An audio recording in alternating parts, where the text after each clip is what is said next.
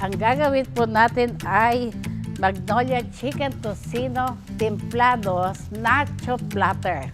Ito, 500 grams or half kilo. Nandito sa likod, how to cook it. Just from the freezer, you just put it in the pan and you put half cup water up to 3/4 cup water. High fire, cover. Once kumulo na, put it to medium fire. Mga 20-25 minutes po yan. Then, lagyan nyo ng oil, mga 2 tablespoons oil and cook for about 1 or 2 more minutes. Meron na ho kayo for breakfast, for lunch, for dinner. Pero ngayon ho, tignan nyo, ang lutong 500 grams, ganyang karami, gagawa ho tayo ng napakasarap. Ito, nachos. Kasi, napansin ko ho, sa mga parties ngayon, ang napaka mabili ay ang nacho platter. Next time, ina-demo din namin yung tacos. Okay? Now, we will put oil. Okay? Then, I will add this one. Huwag na ho natin hintayin 2 minutes pa. Luto na ho ito. We will lower the fire. Wow! Kasi, pag gumawa ho tayo nito, templado na yung ating product, no need to put kung ano-ano pa. Tapos may konting asin, 1 teaspoon. Siyempre, we will put it all over.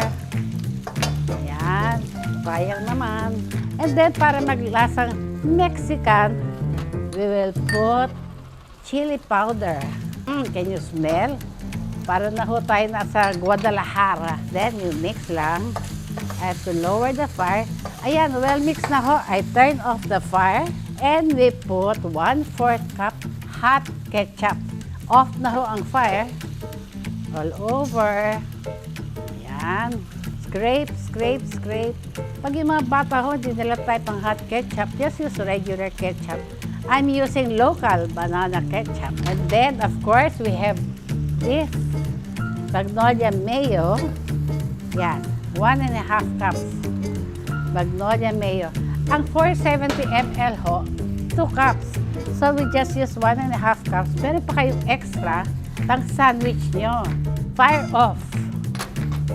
Then, we mix lang.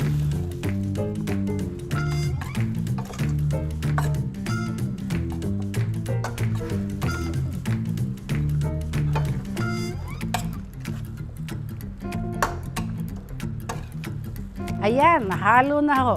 Then, we toss in 1 can. Wow!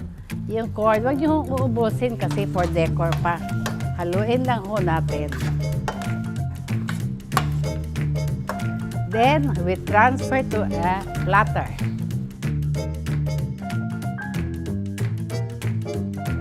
Then, we will put here yung nachos. There. Okay?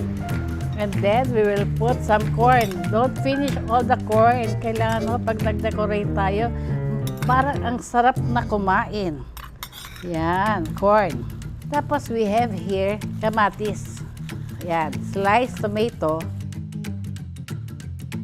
At syempre, meron tayong Magnolia cheesy. Hi. We're going to put all over. I'll put on top. I like to put on top because this is the bida. Yan. A mountain also of Magnolia cheesy cheese and then on the side. 1 package lang ho ito na Magnolia cheesy cheese. This one. This is perfect. Ayan.